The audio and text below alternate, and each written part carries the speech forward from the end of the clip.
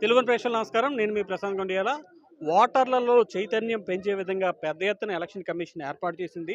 శ్రీకాకుళం జిల్లాలో పెద్ద ఎత్తున ఏదైతే పోలింగ్ స్టేషన్లు ఉన్నాయో అందులో కొన్నిటిని ఏర్పాటు చేసుకొని, ఎంపిక చేసుకొని వాటిని ఏదైతే యువ ఓటర్లకు చైతన్యం పెంచే విధంగా కొన్ని రకాల పోలింగ్ కేంద్రాలను ఆదర్శవంతమైన పోలింగ్ కేంద్రాలుగా ఏర్పాటు చేసింది. అందులో భాగంగా శ్రీకాకుళం నగరంలోని బాదుర్లపేట పోలింగ్ కేంద్రం వద్ద ఉన్నాం. ఇక్కడ యువ ఆదర్శ కేంద్రంగా అయితే ఈ పోలింగ్ కేంద్రాన్ని ఏర్పాటు చేశారు. ఈ పోలింగ్ కేంద్రం పరిధిలో పెద్ద ఎత్తున యువత ఉన్నారు. అందుకోసం ఈ పోలింగ్ కేంద్రాన్ని యువ యువ ఆదర్శ పోలింగ్ కేంద్రంగా ఏర్పాటు చేశారు. ఈ కేంద్రంలో ఎలాంటి వస్తువులు ఉన్నాయి లోపలికి వెళ్ళి తెలుసుకునే ప్రయత్నం చేద్దాం. నాతో రండి. ప్రస్తుతం చాలామంది యువ ఓటర్లు తరలి వచ్చారు. తమ ఓటు హక్కును వినియోగించేందుకు పెద్ద ఎత్తున తరలి వస్తున్న పరిస్థితి. అందుకోసం ఎక్కువ పెద్ద ఎత్తున యువత ఉన్న నేపథ్యంలో ఈ కేంద్రాన్ని యువ ఆదర్శ పోలింగ్ కేంద్రంగా ఏర్పాటు చేశారు. చూడొచ్చు, పెద్ద ఎత్తున మహిళలు ఉన్నారు. వీరందరూ కూడా యువత ఉన్నారు. వీరందరూ కూడా ఓటు హక్కును వినియోగించుకునేందుకు వస్తున్న పరిస్థితి. ఈ పోలింగ్ కేంద్రంలో వచ్చేవారు మొదటగా ఎంపీ స్థానానికి ఓటు వేస్తారు. తర్వాత ఎమ్మెల్యే స్థానానికి ఓటు వేస్తారు. మొత్తంగా శ్రీకాకుళం జిల్లాలో ఇలాంటి ఆదర్శవంతమైన పోలింగ్ కేంద్రాలు చాలా ఏర్పాటు చేశారు. ఎందుకు ఈ ఆదర్శవంతమైన పోలింగ్ కేంద్రాలను ఏర్పాటు చేశారు, వీటి ఉద్దేశం ఏంటి, స్థానిక పీఓని అడిగి తెలుసుకునే ప్రయత్నం చేద్దాం. మేడం, మీరు కూడా యువతగా ఉన్నారు. యువ పోలింగ్ కేంద్రంగా ఈ ఆదర్శ కేంద్రంగా ఏర్పాటు చేశారు. ఏ ఉద్దేశంతో దీన్ని ఏర్పాటు చేశారు? ఓటర్లను ఎక్కువ అట్రాక్ట్ చేసుకోవడానికి ఫెసిలిటీస్ అన్ని పోలింగ్ స్టేషన్స్లోని సేమ్, కొన్నిలాగా సెలెక్ట్ చేసి బాదుర్లపేటను యువ ఆదర్శ పోలింగ్ కేంద్రంగా ఎందుకు ఎంపిక చేశారు?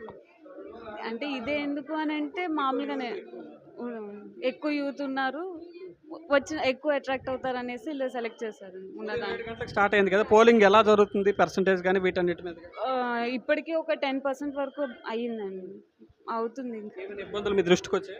ప్రస్తుతానికి ఏం లేదండి.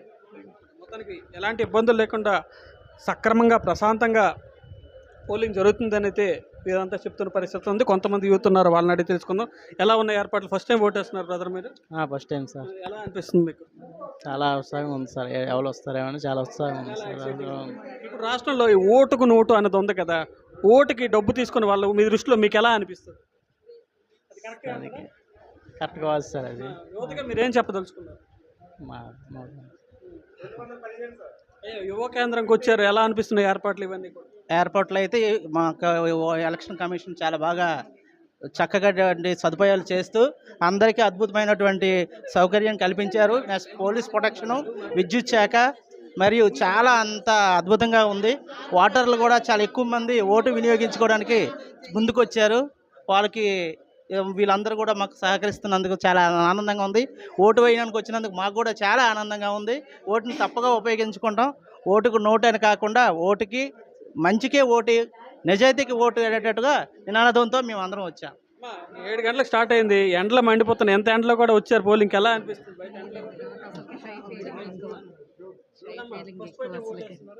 సెకండ్ టైం బాగానే ఉన్నాయి అంతా.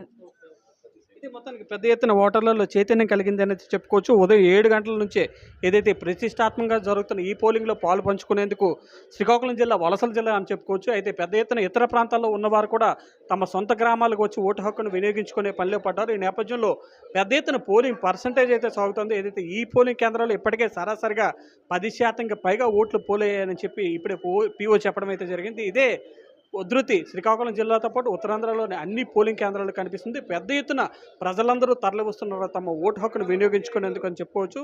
శ్రీకాకుళం జిల్లాలో ఎవరైతే వలస ఉన్నారో సుమారు 80-90% పైగా ప్రజలందరూ కూడా తమ సొంత గ్రామాలకు చేరుకున్నారు.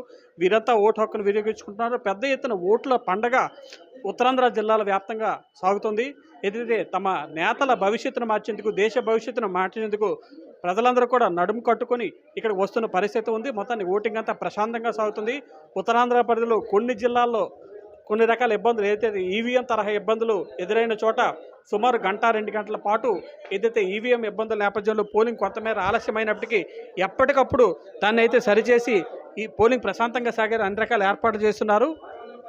ఏదైతే యువ పోలింగ్ కేంద్రంలో పనిచేసే సిబ్బంది కూడా ఎక్కువ మంది యువతగా ఉండడం కూడా మనం అబ్జర్వ్ చేసుకోవచ్చు. మొత్తానికి ఏదైతే శ్రీకాకుళం జిల్లాలో అనేక ఆదర్శవంతమైన పోలింగ్ కేంద్రాలు ఏర్పాటు చేసి పెద్ద ఎత్తున ఓటర్లలో చైతన్యం కలిగే విధంగా, ఓటు హక్కును అందరూ వినియోగించుకునే విధంగా అన్ని రకాల ఏర్పాట్లు చేస్తున్న పరిస్థితి ఉంది. మొత్తానికి శ్రీకాకుళం జిల్లాతో పాటు ఉత్తరాంధ్రలో అన్ని ప్రాంతాల్లో కూడా పోలింగ్ ప్రశాంతంగా సాగుతుందని చెప్పుకోవచ్చు. పోలింగ్ పర్సంటేజ్ కూడా ఉధృతంగా ఉంది. ప్రస్తుతం ఈ 1-2 గంటల శాతంలోనే 10-20% చాలా చోట్ల పోలింగ్ నమోదైంది. ఈ నేపథ్యంలో పెద్ద ఎత్తున పోలింగ్ పర్సంటేజ్ కూడా ఈరోజు సాయంత్రం పోలింగ్ ముగిసే సమయానికి పోలింగ్ పర్సంటేజ్ కూడా ఉధృతంగా నమోదయ్యే అవకాశం అయితే స్పష్టంగా కనిపిస్తుంది. శ్రీకాకుళం నుంచి ప్రశాంత్, తెలుగు న్యూస్.